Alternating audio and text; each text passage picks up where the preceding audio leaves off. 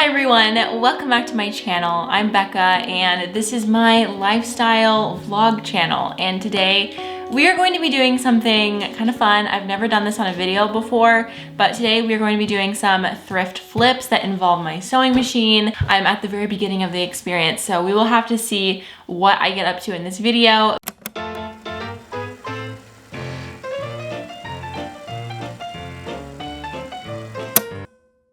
I thrifted this from the Goodwill bins probably close to a year ago. It was definitely before coronavirus happened, and I just fell in love with this dress. I think that red dresses are so beautiful and they look so good with gold jewelry. So I'm wearing some gold jewelry from Ana Luisa, and I just think that red and gold look so good together. Like, just seeing the color of this dress on camera, it looks so rich and beautiful. So I would like to turn this into something else. I mean, mainly I want to just like shift the shape of the dress so that it fits me a little bit better. But for the most part, I want to keep it as is, maybe shorten it a little bit. But that's what I'm working on today. What I noticed when I tried it on actually is someone tried to make it smaller and it kind of more or less failed because you can't really alter this side of it because it has all of the buttons. Pretty much what they did was make one of the armpits really, really tight and the other one more normal. So I'm going to have to unstitch that first of all and then figure out what the heck I want to do with this dress. Okay, so what I think I want to do with the dress is turn it into a button front dress instead. And yeah, so basically what I'm going to do, well, because that would preserve the zip in the back, which would also mean that the buttons don't have to be functional. So I could very easily just have the button placket be fake, and then the zipper in the back just does all the work. And so I can use all of these buttons back here, or over here, just on the front now. Okay, I'm gonna remove the top from the skirt, and then I'm going to shift the whole dress so that this button placket thing is in the front, not on the side. All right, so I have removed the top from the bottom and we're left with this. This is the front of the garment and this is where the zip was. So I'm going to just put together this right here so that I can actually cut open the front, because the front is where we're going to have the button placket.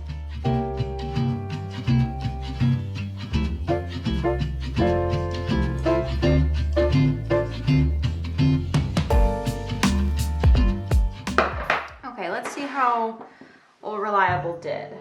Okay, so very cool.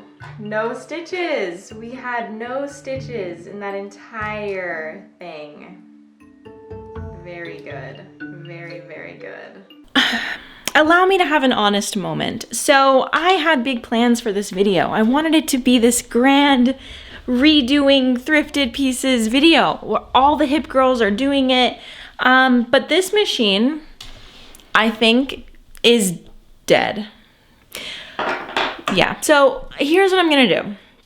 I don't wanna get rid of it because it is a family heirloom. It was my grandmother's. It's important to me. It's very special.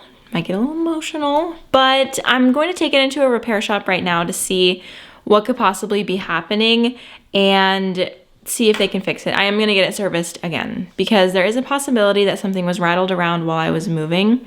So that could be the possibility, but again, the issues that I'm having with it, I have consistently had the whole time I've used it.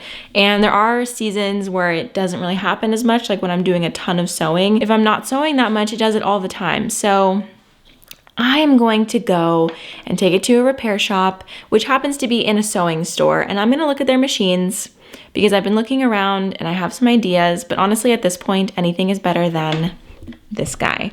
So yeah. I'll be right back, and maybe with a new machine in my hand. We'll see. So while I get my life together trying to figure out the whole sewing machine thing, which we will be back, I promise, I want to talk about today's sponsor, which is Ana Luisa. So Ana Luisa is a sustainable jewelry company that makes their jewelry from recycled gold and other recycled metals. They are currently having a 15% off sale on everything on the site starting on February 14th. So if you're looking for a Valentine's present for your partner or a late Valentine's present or just a present for yourself, I think that this jewelry is a really great idea. Ana Luisa makes really beautiful statement and everyday jewelry pieces that start at $39. So I wanted to show you some of the items that I got. I got some everyday pieces that I think that I'm going to wear like all the time. I've already worn these earrings a ton. I have the simple gold hoops in my second hole, and then in my first hole I have the twisted hoop earring Paris design, and I really love these so much because they look so good stacked together, or if I was to do just one of them alone, it would also look really nice. And this necklace that I picked out is the mountain necklace, and from afar it looks like a simple design, but when you come up close, you can see the beautiful details of the mountain with the sun rising above it. And I picked this piece because I miss the mountains so much. As soon as I went onto the website, I saw this on the front page and I was like, I have to have that. So yeah, I really, really love it. I love the simple gold jewelry pieces. I think they're just so timeless and can go with literally anything, and I'm really excited to finish this dress so that I can wear them all together. But if you are interested in checking out Ana Luisa is a beautiful gift or treat for someone that you love, and they are currently running the Valentine's Day sale. So you can go ahead and click the link down in the description box below to check that out. I know that you will love them, and I'm really excited to see how you decide to style your pieces. All right, so I bought a new sewing machine. Yeah, I did that. All right, we'll be doing a separate video talking more about this, possibly, but we're gonna unbox my new sewing machine and see if we can finish these projects. Now, I wanna make it clear, I didn't buy this sewing machine just to finish this video, okay? You know, there were lots of other reasons. I've been thinking about getting a new machine for months, and like I said, the whole situation that happened with my machine when I was trying to make the jacket just really threw me over the edge. It has a little hard case. So I got the Viking Opal sewing machine, and honestly, what it came down to was either way, I was gonna be spending a lot of money on a sewing machine, and I could spend even more time researching and running around town and watching YouTube videos from 7 years ago to learn about the machine I want. Or I could just buy something and live with it, you know what I mean? Which like seems like a silly and like frivolous thing to say, but I have done so much research on this, and I feel like this machine has all the features that I want, and I know that it's coming from a good company. So that's really what it came down to for me.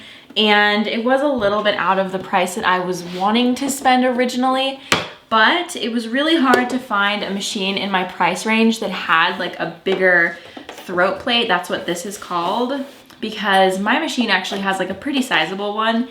And when you try to, I don't know, upgrade your machine to like a more expensive machine, perhaps with more features, the throat plate extension is like an extra expense. So I liked this was like a pretty good size. It's like 2 hand widths. And yeah, so this also comes off right here. I think there's like storage in here. Yeah, there's some storage, which is nice.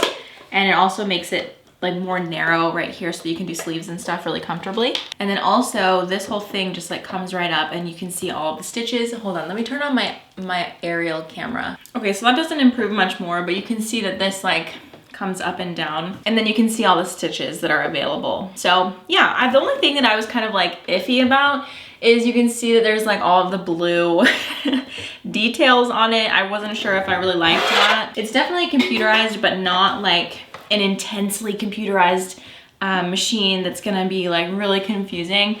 Like I was reading online that if you're going from a machine that is more like mechanical, which mine definitely was a mechanical machine, if you're going to that to a computerized machine, this is the one to go with. So we're gonna try it out and see what happens. And yeah, I bought it, so what do we have to lose, you know?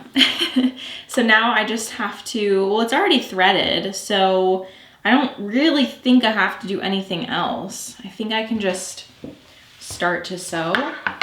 Oh, mercy. Okay, let's think here. How do we do this? Okay, you guys, just guess how happy I am to know that I can just use the machine straight out of the box pretty much. I just had to thread it really quick and then we are off to the races. So I finally was able to stitch this. I've spent pretty much the whole day trying to figure this out. Weekend wasted, but whatever. So anyway, basically now what needs to be done is I need to cut right up the middle there and then create some sort of button banding.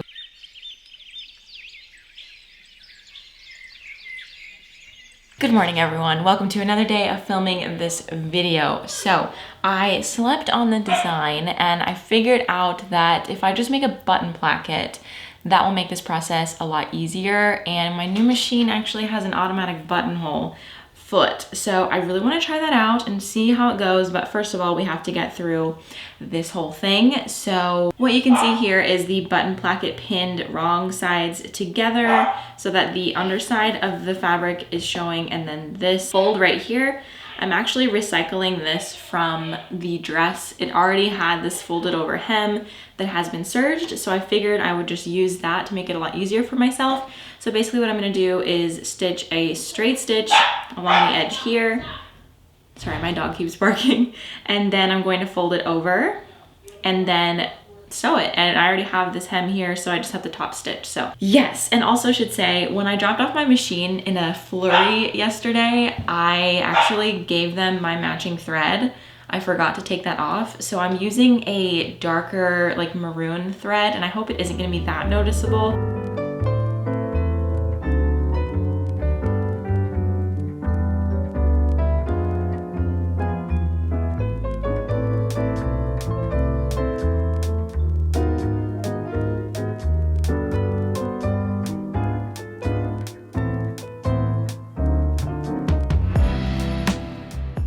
Okay, thank God.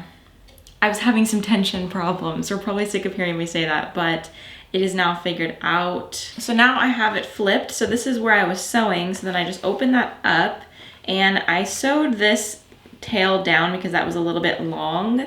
So I'm going to now flip this section over just like that. And then we have a beautiful button placket.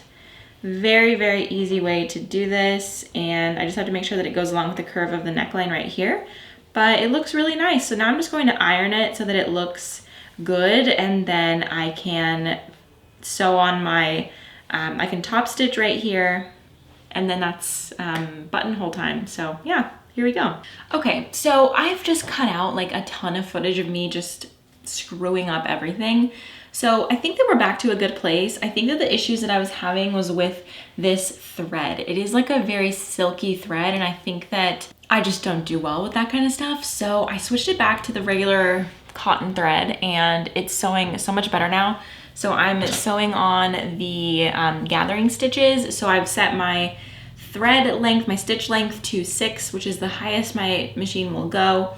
And I'm doing the gathers. So I'm also going to do them like section by section because the dress has several panels. So I'm going to just do them panel by panel because that's something that I learned in a different pattern that I made, and it just makes it a lot easier to control the entire garment like as a whole if you do each of the gathering panels separately. So let's finish this up. We're almost done with the dress. Okay, so what I meant by that is I gathered this section, which you can see that white thread on the bottom. And so now I did that one separately. So now I'm going to work on this next smaller section and then this section right here. Okay, so what I do now, and it's really unfortunate, but my above camera actually just died and I don't have an extra battery, but also the chainsaw is in the background. So pretty much what I do now is I connect all the sections to here. So I will pin at those very specific places where it needs to match up, and then I will just start gathering from there. So I'll make sure that the plackets line up, and then the back panel lines up, and then the other placket lines up, and then that's pretty much it. So if you know how to do gathers, like this will be a pretty simple process for you. This is not going to be a tutorial on gathers because it's It's very simple. You could look up a video really quick if you wanted. I pulled the bottom thread right here, or I guess what is the top thread, and I just started to cinch in the fabric, and there you go. That's really all there is to it. Okay, so it has been all pinned together, and I'm just checking on it to make sure that I did it the right way, because I have accidentally sewn together my gathering stitches like to the bodice the wrong way too many times. So I just like flip it just to make sure that I've done it correctly, and I have, and it looks really good. So now all we have to do is this single stitch all the way through to combine these two pieces together, and then the buttonholes, and then we are done because the hem is already finished because I used the previous hem. Okay, so I have just tried on the dress as it is right now, and it's looking very cute. It fits really nicely. Like obviously I have like 3 layers on underneath the dress, but it's looking really nice. Something that I don't love is that the gathers on this side were much less pronounced than the gathers on this side. And I don't know exactly how to fix that because I didn't have enough fabric to gather around the entire dress. So I left the back flat. I don't know. I think that it looks fine. Like it's not that noticeable. Like in real life, I'm not really going to be paying attention to that kind of stuff, but that is something that I noticed that happened. And also now that it's actually on, I feel like I usually like the waist to be up a little bit higher, but this does sit at my natural waist. So at this point, I'm just gonna pin it so that I know where we need one. I'm going to leave the button that is right here at the top because that's a really important one that keeps it together on the bottom. I'm going to put another one like right here so that that is nice and secure.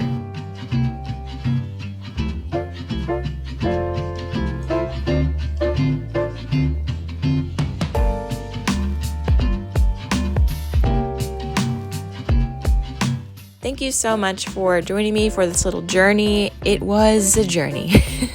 And don't forget to check out Ana Luisa's 15% off everything sale for Valentine's Day, linked in the description box below. And actually, I just realized it's perfect because this is a red dress, and perhaps I'll wear it on Valentine's Day. Have a great day, you guys. Bye.